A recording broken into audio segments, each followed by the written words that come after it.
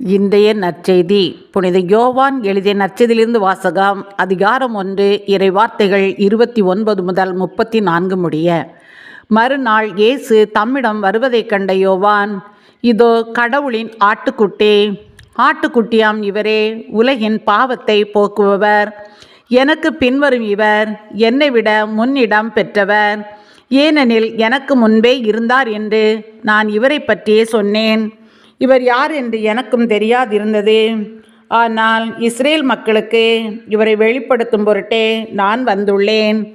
தண்ணீரால் திருமுழுக்கம் கொடுத்து வருகிறேன் என்றார். தொடர்ந்து யோவான் சான்றாக கூறியது, தூய ஆவி புறாவை போல வானிலிருந்து இறங்கி இவர் மீது இருந்ததை கண்டேன். இவர் யார் என்று எனக்கும் தெரியாதிருந்தது.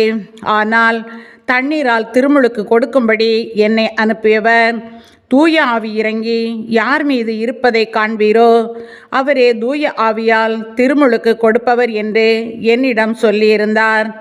நானும் கண்டேன், இவரே இறைமகன் என சான்றும் கூறி வருகிறேன் என்றார். இது கிறிஸ்துவின் நற்செய்தி. கிறிஸ்துவே உமக்கு புகழ்.